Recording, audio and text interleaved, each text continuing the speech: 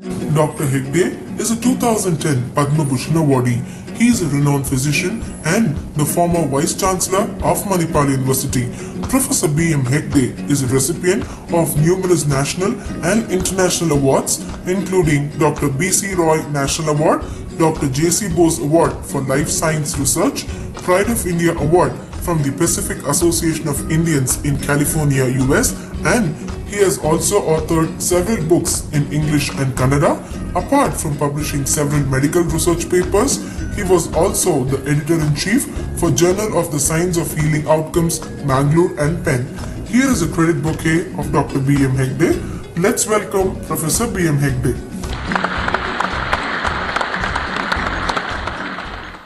A very good afternoon to all of you.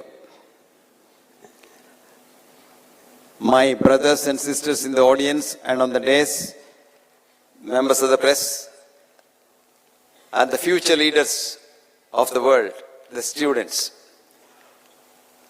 Well, I was invited here to give a keynote address on this, what I don't know what to call it, a symposium, seminar, conference or what have you, on education and industry interface, which is a subject very dear to my heart. Let us understand these three words first: education, industry, interaction. What is education? Education is just making a human being out of an animal. You are not teaching anything to a child. Nobody can teach anybody anything that he or she already does not know. Because on the day you are made in your mother's womb, if you know evolutionary biology, your consciousness comes into you when you are a single cell, nucleated cell called the zygote. All information in this world, posteriori and priori. Our job is to get this out and polish the child depending on the aptitude of that particular child to fit him into society. Mr. Ramachandran was talking about health as the basis of everything. Let me tell you something. What is industry? Industry is something that is there for profit. Is that right? Let's make it very simple. Very, very simple. The first industry started in the Industrial Revolution, 1802, in England. There was this romantic British poet, William Wordsworth. He wrote a nice poem. I want each one of you who have anything to do with industry and education to read this poem. The poem's title is called "The World is Too Much With Us." I'll tell you 4 lines, then you read the rest. The world is too much with us, late and soon. Getting and spending, we lay waste our powers. A little do we see in nature that is ours. We have sold our soul to the devil, a sordid boon. Full stop. This is the first answer. You would be surprised. They were talking about the future. Of course, in quantum physics, there is no future. Future is yet to be born. But anyway, let us talk about the future. There was this company which started a few years ago in Boston by a young PhD from MIT, Eric Drexler. He called the company as Futuristic Inc. And what did he advertise? I will create self-replicating nanobots.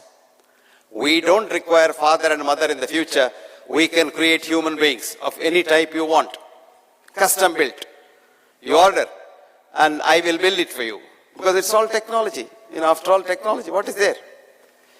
You would be surprised. The venture capitalist paid him $100 billion in no time. Because this is the end of it, I want a Hitler. I will create a Hitler. No father, no mother needed. Then his own PhD teacher, a Nobel laureate chemist, Richard Smalley, had to write an article in the Boston Globe saying that don't believe, don't worry, this young man will not be able to do that. Because you can't even create a DNA, forget about a self-replicating nanobot. Company died a natural death, but of course the man made money. That's exactly what it is all about. We have sold our soul to the devil, a sordid boon. wrote William Wordsworth. What is education really? You know, Yale University, our friend was referring to Yale University. There's a professor of English at Yale University called William Dereswix. He has written a beautiful article. I recommend all of you to read that. It's called Disadvantages of Elite Education. We are creating a set of people who are so concentrated in themselves, and they have built a wall around themselves, and they can't communicate with the outside world. In my concept, I've been a teacher for more than half a century, and I've taught students all over the world, and my concept is education is to make a healthy mind and not just a wealthy career. Today, look at India.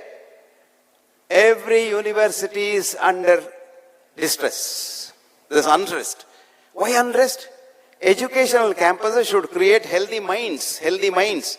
What is the definition of healthy mind? Healthy mind is that mind which has got enthusiasm to work. Enthusiasm to work. Mark my words. Enthusiasm to work. And enthusiasm to be compassionate. Ask yourself a question tomorrow morning. Do I want to go to school or do I have to go to school? 99% will say, I have to go to school. Not even 1% will say, I want to go to school. Do you know why? We have created the schools in such a way that the Nobel laureate Dr. Alexis Carrel in his book Man the Unknown wrote, every newborn child is a genius, only to be converted into an idiot in school. I was observing a child, day before yesterday, I was in the Bangalore airport. As usual, we were in the bus, like the hurried things to be taken to the aircraft, but the last VIP passenger did not come. So I stuck in the bus, waiting for the VIP passenger. And there was this little kid in the bus, 4-year-old kid, with his father and mother, and a young sister, 2-year-old sister who needed to be fed. And the mother and the father were concentrating on that. But this boy was so curious, you know. This is real curiosity of a scientist. The boy was jumping. Dad, look at that huge plane, Dad. Are we going in that plane? The dad was feeling so bad because, you know, he is very sophisticated, educated person. He didn't want his son to disturb the... He said, keep quiet. Dad, look at that big one. The other one is moving. It's moving like a bus. It's not flying. Are we going in that one? See the curiosity? He was seeing a huge 737 getting out of its bay, and it was just taxiing. So this boy thought this will run like a bus. He didn't want to go in that. And then I was watching that dad was trying to suppress him, but he wouldn't get suppressed. Now there comes this small little bombardier of the spice jet, which is coming. He said, look at the child of that big plane, Dad. Okay, we can go in that. I love that child. See that? This is called curiosity. And if you have the same curiosity as an adult, organize it a bit, touch it with a little skepticism, you become a brilliant scientist. Today, what is science? Building a laser-dependent, what is that called, gravitational wave center, which will take science forwards. I don't know how many of you remember, a few months ago, maybe a year ago, the CERN scientists said, we have now got the God particle, which of course the scientist was the Godam particle, the editor made it the God particle, and the God particle is the basic foundation stone of this universe. We are 99% sure, but not 100%. Why? Their first, that grant had come to an end, and the second grant was due, and you got to write a paper saying that you got something positive, otherwise the next grant won't come. Today's science is not curiosity, but grant collecting, paper writing, CV building, and then going up the ladder. This is not science, my dear friends. Gravitational waves are reported to have been seen. And everybody gives credit to Albert Einstein. I don't know if Albert Einstein ever knew about gravitational waves. Because you are told Albert Einstein is great, he made the relativity theory, the special relativity theory and what have you. But have you checked whether these theories have been proven right or wrong by experiment? No, you didn't bother because it's not taught in the school. So friends, We have all become what we are because our educational system is wrong. Let us have an educational system which makes human beings have a healthy mind. Where is the mind? Where is the mind? You're all teachers, right? Where is the mind? Never mind. But let me tell you a secret. The mind is not in the brain. The mind is not in the brain. Did you hear that? And mind is consciousness. And consciousness now is accepted by science. And the future science will be biocentrism. Now I do an experiment on a dog or a cat or a rat and a report. Supposing the same dog or the same cat is experimented on by another human being, would you believe the results will be about 30 to 40% different? Because my consciousness interacts with the dog's consciousness. Dog has an idea of this universe. I have an idea of this universe. We don't have a universe, we have a multiverse. So education also is expanding like technology. But technology interface, industry education interface was a big thing in the West about 20 years ago. Universities were very happy because they were getting a lot of money because industry has money, and they built centers of marriage between the industry and the interface. This was a love marriage to begin with. There was no arrangement. Very soon the marriage fell out. Because one student in Harvard was sitting in the class and the professor was preaching something on something, A, B, C, D. Let's not go into the details. And the student was so confused. So the student got up and said, "Sir, you are talking like an industry representative and you're not talking like a scientist. What will happen to a student who gets up and tells a very distinguished professor that you're talking through your hat? What will happen to him in your colleges? He'll become an outstanding student. Right? That's what happened to Werner Heisenberg in 1925 in the Zurich Polytechnic. Einstein was going eloquent on E is equal to mc squared. And then this boy said, "Sir, you're talking through your hat." So Werner Heisenberg became an outstanding student of physics for 30 years, and he got his Nobel Prize for his uncertainty principle. Probably is the only one principle which is certain in science, in 1956. So this boy said, "I am going to find out about this student," because this Harvard student, and he found out, to cut the long story short, that he found out this professor was on the payroll of the industry. He had 47,000 shares in the industry. He had received in the last 10 years $10 million for consultation, lecturing, and this and that, and what have you, what's called hospitality. And the professor lost his job. Then Harvard found out 48% of their professors are on the payroll of the industry. Yale, Princeton, you name it, they had it, except Penn State University. So student assessment of the universities, all these elite universities lost their A status. They came to C, B, D, F. Now what? Let us keep education separate. Let's not mix up the two things. Let us have basic education to make a human being a human being.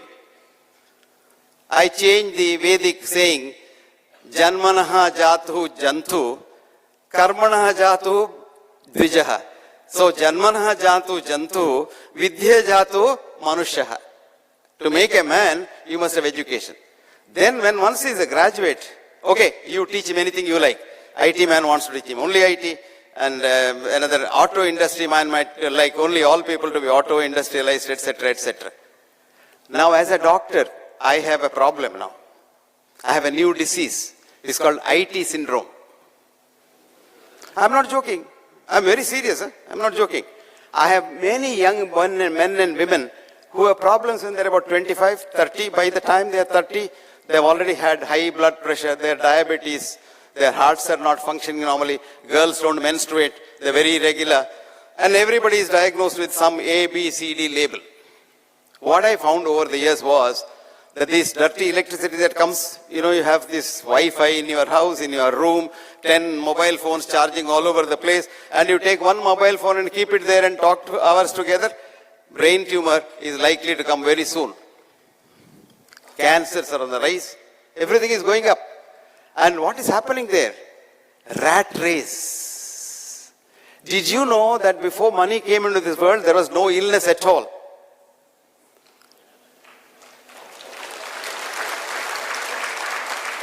I'm not joking. Yeah, I can't be joking it. ICTAC. ICTAC is a very important thing. I'm seriously telling you, I'll give you a reference.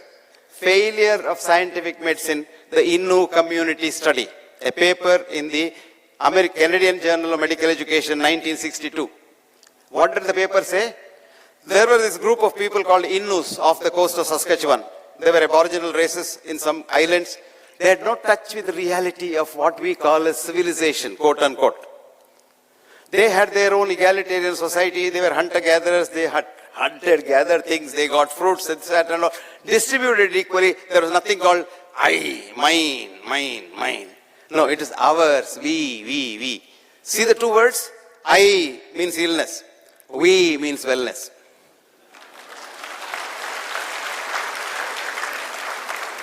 We have now high-rise buildings, wide ways. But where do we live? We live in apartments, keeping people apart. When I was a little kid in a village, there were a few people in the village. Even if one man had fever, the whole village will know. Today in your high-rise, multi-storied, high-tech building, the neighbor dies, till the dead body starts smelling. You won't know. Why does the dead body smell?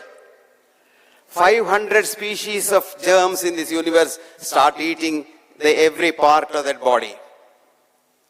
Our ancestors were very scientific. That's why they made your shoes out of skin, because skin is the last part to be eaten up by these germs. So it lasts longer. But all the other muscle and all will be over in about weeks' time. And all that smell is emanated by the fungus that grows. And then only you say, somebody must have died somewhere in the vicinity. Maybe in the same building or in the next building. This is not what we want for future. We want a little bit of understanding ourselves. Naan Yar. Ramana Maharshi wrote a beautiful book. Naan Yar. Who am I? Do you know who you are? And why are you here? You have not understood that. Education must teach you that. What are you here for? Our ingress into this world, wrote D.H. Lawrence, was naked and bare. Did you come with anything here? Even underwear you didn't have. Our progress in this world is trouble, but care for others. Our regress from this world will be nobody knows where. But if you do well here, you will do well there. So don't worry where you are going, heaven or hell. Both ways you are happy, because if you went to heaven, that's where you wanted to go. Dharma, artha, kama, moksha. Supposing perchance you go to hell by mistake, not your mistake, God's account keeping mistake, which is not computerized yet. So what happens? What happens to you? You are in hell with so many of your friends. You are so happy. So don't you worry about where you are going and what's going to happen. If you do well here, you will do well there. What do you do here? The next thing of healthy mind. What is that? Enthusiasm to be compassionate. You want happiness, do you? See that someone you give happiness. Happiness will come back. It's like a mirror. Wrote Christina, if love is what you give away, love is what comes back each day. If happiness is what you give away, happiness is what comes back each day. You think now IT advancement, America is the most advanced country.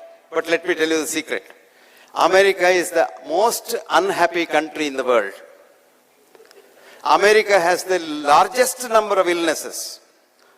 And America has the shortest life expectancy among the industrialist countries. And America has the costliest medical system. And America has the maximum number of illnesses and least number of well people. As a matter of fact, there is no well person at all. An American professor wrote this beautiful book. Please read this, called The Last Well Person. The Last Well Person. The professor's name is Norton Hadler, who was professor in the Princeton University's medical school. Why? 14 countries, industrialized countries study showed Japan with the least number of doctors per capita, vis-a-vis America with the largest number of doctors per capita, Japan with the least number of specialists, and America with almost 99.99% specialists. And America spending the maximum amount of money, Japan spending the least amount of money. Japan is the best country for health, longest longevity, and happiness-wise, they are the best. America is the worst. You don't believe me, right? Write down, read this article. Is US medicine the best in the world? What's the article's name? Is US medicine best in the world? Who wrote it? A professor in Johns Hopkins University. Her name is Barbara Starfield.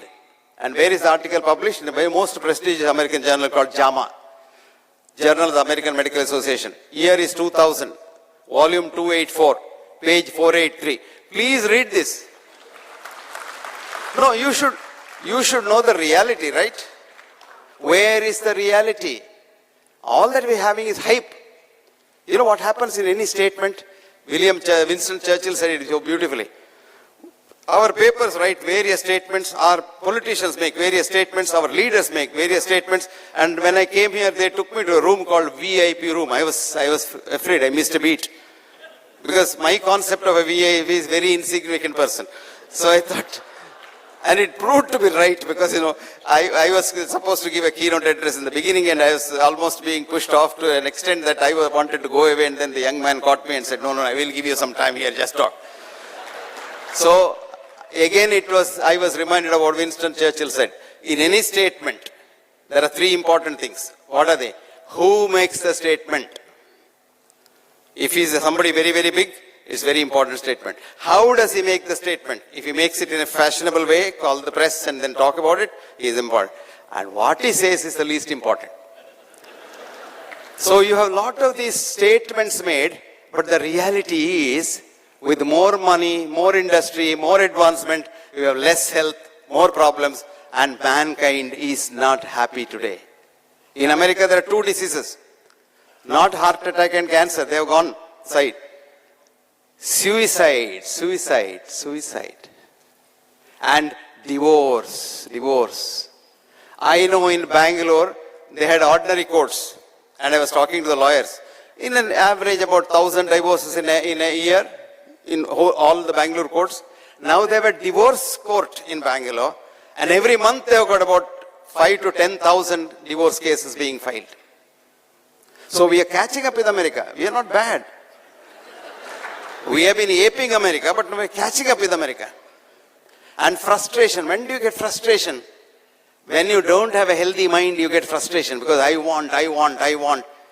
Somebody, some Shishya came to the Guru and said, I want peace, Swamiji. Swamiji said, repeat that. I want peace. Say that again without the I. Want peace. Say that without the want. Peace. See, there is peace. What disturbed peace? Want and I. So when you want, I want money, I want job, I want promotion, I want this, I want that, I want to be the president of India, and if you don't become, you get frustrated, and the next thing is suicide. Do you want this to happen? Do you want this country also to follow the American way? No. We must have our own. See, we have our own background. Modernity does not come from the United States of America or Britain or Europe. Modernity should come from your own antiquity. There's a beautiful saying. That doesn't mean just say India was great and sleep and eat nothing. No. India was great, but we have to modernize it. That's what, see, for example, modern Western medicine, which we think is the panacea for all modern human ills, has been mumbo-jumbo, sorcery and witchcraft 5,000 years ago in the Nile Valley. But it modernized itself. And that is where India has to modernize from its antiquity. I'll give you one example. We have hell of a lot of wonderful drugs for various diseases, but we don't bother about them for the simple reason that the industry from the West is selling it in a big way here, saying that ours is the only thing that few. And what are they selling? Reductionist chemicals. When you put a reductionist chemical in the system says, this is poison, reject it. And it's thrown into the liver for destruction. So every one of you, mark my words, every one of you, when you're taking any tablet, you go for have a liver function test done, your liver function test is damaged. And today we have a new disease, which is a huge disease called non-alcoholic cirrhosis. When I was a student 60 years ago, we never heard of anything other than alcohol as a cause of cirrhosis. Today, we don't have alcoholic cirrhosis at all because there is an awareness about not drinking too much. Of course, they still drink, that's a different thing. But today, non-alcoholic cirrhosis, which kills people left, right, and center. And all this we don't think because we think modernity comes from the West. You see, for 45 years I have been writing that the best fat for the human system, other than the mother's milk, is coconut oil, because mother's milk and coconut oil contain the same fatty acid, monolauric acid, which is the basis of our immune system. People have been abusing me. Now America has turned a U-turn and said, yes, coconut oil is good. You go to America today, Costco's big building, their main building is half coconut building. People eat cornflakes with coconut milk and not with cow's milk. It takes time. See, the Tata Institute of Fundamental Research boys did something wonderful. There are about 40 studies on Brahmi. Brahmi is a small, ek pata hai, Tamil enna solringe, and the Brahmi enna solringe? Ennade? Ama, adar chutney pannuvaangala. நம்ம வீட்ல சட்னி பண்ணிட்டு இருந்தாங்க. For brain, for stimulation of your memory, not the mind. என்னது? பல்லாரிக்கீரை, correct. On this, they were extracting the pallarikile's chemicals and doing studies and saying it is no good. It is good for cooking, it's good for chutney, but not for medicine. 5 boys, young boys in Tata Institute of Fundamental Research wanted to modernize ancient wisdom. There is a nice saying in Latin, respice to prospice. If you want to look forwards, look backwards. And these boys did chutney out of the pallavi and fed it to rats. With a control group of rats, not fed the chutney. And would you believe, in 6 months' time, the rats became so intelligent that they could get out of any maze. Then they killed the rat. What they found was there is an area of the brain which stores your memory, which is called the hippocampus major. And the hippocampus major of these rats would become 3 times its size. They cut the hippocampus major, studied the cells. They were so super active, large cells. So they proved that Brahmi as a whole, not in bits and pieces as a chemical, has different effect. And this is the basis of Indian systems of medicine. It's not one system. There's Siddha in South, there's Ayurveda, there's Unani, there's so many systems. But we don't encourage that because we are not modern.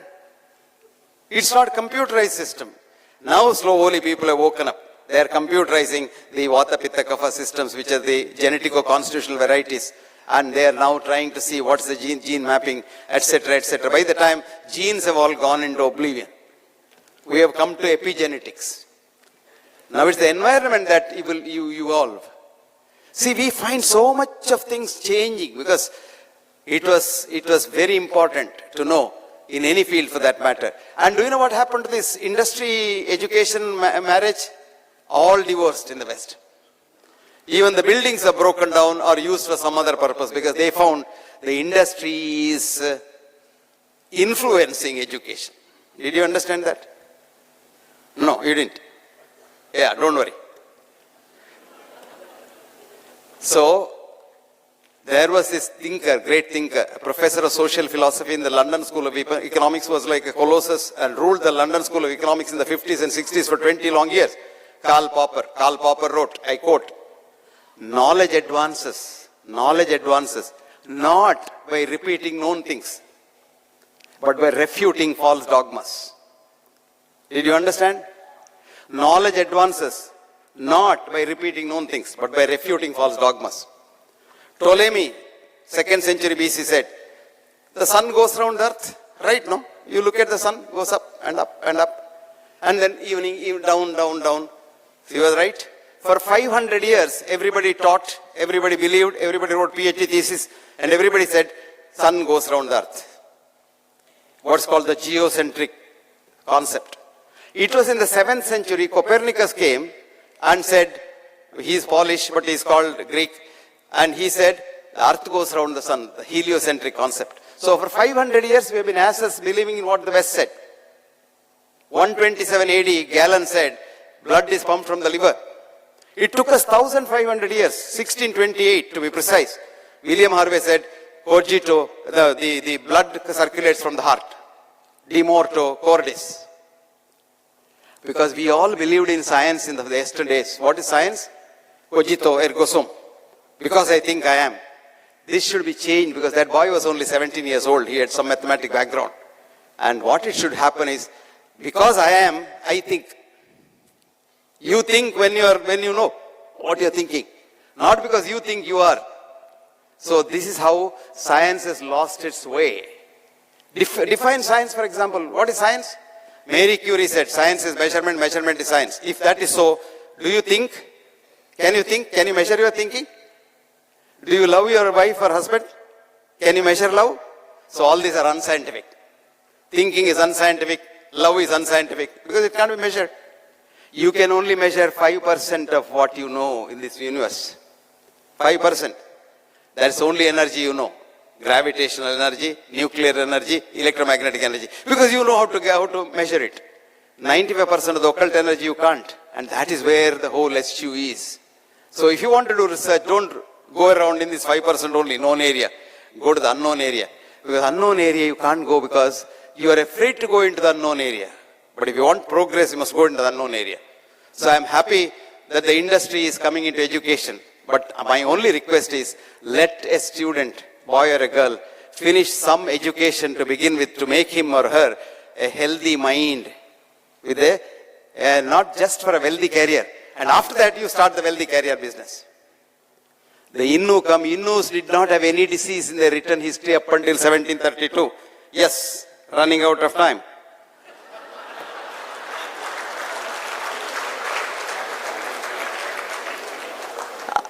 This is what happens to we teachers. We go by the calendar, not by the clock. I was assured keynote address is for 1 hour.